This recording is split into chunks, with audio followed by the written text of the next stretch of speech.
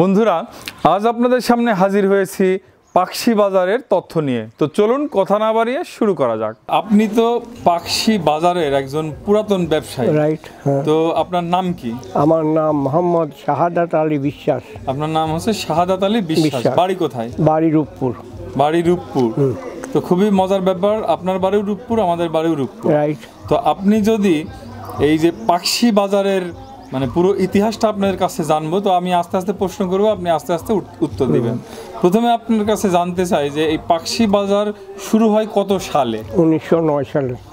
আপনার জানা মতে 1909 সালে এই পাকশি বাজারের সূচনা হয়। হ্যাঁ। তো পাকশি নামকরণ কেন করা হয়? পাকশি নামকরণ এই জন্য, পাকশিতে প্রচুর পাখি ছিল, প্রত্যেকটি পাখির এখানে বাস ছিল, এই পাখির থেকে পাকশি নাম হলো। পাখি থেকে পাকশি নাম। তো আমরা যতদূর দেখছি এই পাকশিতে অনেক পুরাতন কড়ই গাছ দেখা যায়, মানে অনেক মোটা মোটা।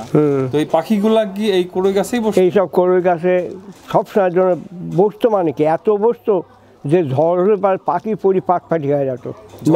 ম্যাটোরা ফেলতে 3 দিন লাগতো এই পাখি ফেলতে, এত পাখি বসতো। এই পাখিগুলা কি পাখি এটা কি বলতে? এখানে পাখি হলো হরিয়াল আসতো, বগ আসতো, চামবাদুর আসতো, তারপরে শগুনও আসতো। মানে পাখি বলতে কোনটা চড়ুই, মানে বিভিন্ন ধরনের প্রত্যেকটি পাখি এখানে অ্যাভেলেবল, কোনোটা পাখি কম নাই। আচ্ছা, এই পাকশি বাজারের শুরুর ইতিহাসটা যদি একটু বলতেন আপনি, মানে কিভাবে পাকশি বাজারটা প্রথমে ব্রিটিশ তৈরি করলে এই জন্য, যেহেতু এখানে লোকজন বাজার করবে এবং ব্রিজে কাজ করবে, পাকশি হার্ডিং ব্রিজে কাজ হবে, যার জন্য এখানে লোকজন যাতে বাজার করতে পারে এবং মানে রান্না বান্না করে খেয়ে বাজার মানে কাজ করতে পারে, এই জন্য প্রথম বাজারটা তৈরি করলো ব্রিটিশ। এই হলো ব্যাপার, এই জন্য বাজার তৈরি হলো। হ্যাঁ, মানে পাকশি বাজার ওই হার্ডিং ব্রিজে যখন কাজ করতো উৎপত্তির জন্য, তখন মানুষের মানে সুবিধার্থে এই পাকশি বাজারের সৃষ্টি তৈরি করলো। পাকশি বাজার তৈরি হলো। তখন কি এখানে পাকশির এই যে রেলের স্টেশন কি ব্রিজ না হওয়া অবধি তো এখানে ছিল না কোনো? তখন পাকশির হয়নি, অফিস হয় নাই। তখন প্রথমে হাওয়া অফিস বলে একটা অফিস হলো, সেটা ব্রিজের কাজের জন্য সাহেবরা ওখানে উঠাবসা করতো, ম্যাপই করতো, এবং এগুলো ব্রিজের কাজের জন্য এখানে একটা হাওয়া অফিস, যার নাম হলো হার্ডিং ব্রিজ অফিস। এখন তার নাম হয়েছে হার্ডিং ব্রিজ অফিস, এটা হলো হাওয়া অফিস। এই জায়গাটা ইংরেজরা থাকতো এবং ম্যাপ নিয়ে ওখানে কাজ করতো। ওখানে লোকজন উঠাবসা করতো, যাদের চাকরি যেত তারা ওখান থেকে চাকরি যেত এবং চাকরি শেষ করে বাড়ি যেত। রাত দিন 24 ঘন্টা এখানে ব্রিজের কাজ হতো, কোনো বন্ধ থাকতো না। 24 ঘন্টা কাজ হতো। হ্যাঁ, এবং এই বাজারও কি খোলা থাকতো 24 ঘন্টা? হ্যাঁ, 24 ঘন্টা খোলা থাকতো না, রাত্রি 12টা 1টা পর্যন্ত খোলা থাকতো, মানে কিছু সময় বন্ধ থাকতো।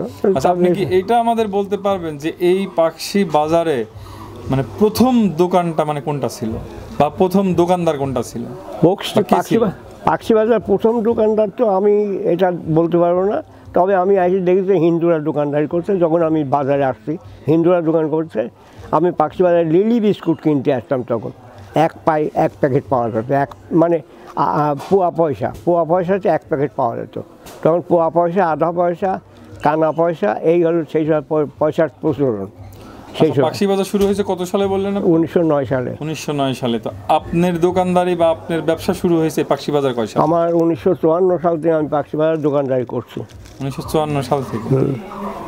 আপনার এটা কিসের দোকান? আমার এটা স্টেশনারি দোকান, মানে সব অ্যাভেলেবল, প্রত্যেকটি মালই আমার কাছে আছে আর কি। মানে বিভিন্ন ধরনের। পাকিস্তানটা আমার কাছে কোনো খোঁজটা ফেরত যাচ্ছে না, যে যা চাইতো আমি সেটাই ঢাকা থেকে নিয়ে আসতাম এবং সেটাই রাখার চেষ্টা। এখন কোনো মাল নাই, যেমন সাইকেল পার্টসগুলো এখন নাই।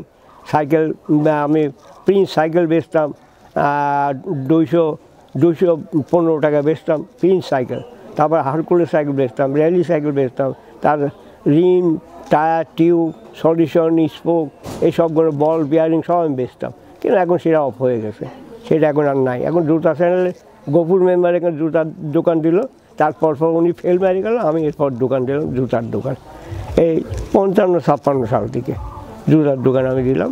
আজও পর্যন্ত কিছু না কিছু জুতা বেচছি, এই আর কি। এইভাবে চলছে। আচ্ছা, পাকশি বাজার আগে জমজমাট ছিল না বর্তমানে এখন জমজমাট আছে? হ্যাঁ, জমজমাট বলতে আমি ব্রিটিশ টাইমে যা দেখেছি, হিন্দুদের যখন বাজারটা ছিল প্রতি বছর একবার করে হালখাতা করতো এবং তারা মিষ্টি দিত পদ্ম পাতার উপরে, আমরা মিষ্টি খেতাম। এবং হিন্দুদের বাজারটাই হিন্দুদের পরিপূর্ণ, মুসলমান তখন সংখ্যায় খুব কম এখানে। হ্যাঁ, হিন্দুদের মন্দির টন্দির এখানে যোগিনবাবু এখানে ছিল, উনি আইডব্লিউ এখানকার সিনিয়র আইডব্লিউ যোগিনবাবু। আর এখানে হিন্দুদের ভরপুর, এখানে হিন্দুর পূজা টুজা সব হতো। এই জায়গাটায় হিন্দুদের মানে জমজমাট বেশি ছিল তখন বেশি। হ্যাঁ, তবে এই জমজমাটটা যদি হিন্দুস্তান পাকিস্তান দুই ভাগে ভাগ হয়ে গেল, কিন্তু তবু 1948 সালে 14 আগস্টে যখন দেশটা ভাগ হয়ে গেল, তখন তবু মুসলমানদের দোকানদারি করলো। 70 সাল পর্যন্ত দোকানগুলো মার্কেটটা খারাপ ছিল না, যেহেতু বহু দূরের লোক আছে, যেমন রায়তা, জুনিদা, খেমেরদিয়া, বাহাদুরপুর, ভেড়ামারা, আল্লাহর দরগা, মতিপুর, মিরপুর, গোয়ালবাটান, সব এই জায়গার লোক এখানে আসে বাজার করতে। হ্যাঁ, শাহাপুর, রূপপুর, ছানিকদিয়া, লক্ষ্মীকুণ্ডা, দাদাপুর, তারপরে শ্রীরামপুর, বাগল, ডিয়ার বাগল, মানিকনগর, জয়নগর, যত লোক সব এখানে ভিড় করতো। এমন ভিড় হতো যে লোকে কাঁধে কাঁধে ধাক্কা লাগতো। এবং সাইকেল চড়া বাজার ভিতর নিষেধ ছিল, যদি কেউ সাইকেল নিয়ে বাজার মধ্যে তাকে পাশ আইনে ফেলে দিত এবং তাকে হাজতে নিয়ে যেত। এই ছিল সেই সময়কার হিসাব। আপনার কথা শুনে যেটা মনে হচ্ছে যে এখনকার তুলনায় তখন বাজারটা অনেক অনেক অনেক ভালো, অনেক ভালো। তো এখন যে এই যে বাজারটার এখন যে দুরবস্থা, এটার কি কারণ বলে? কারণ হলো বাজার বলতে এখন একটা বিবিসি বাজার হয়ে গেছে।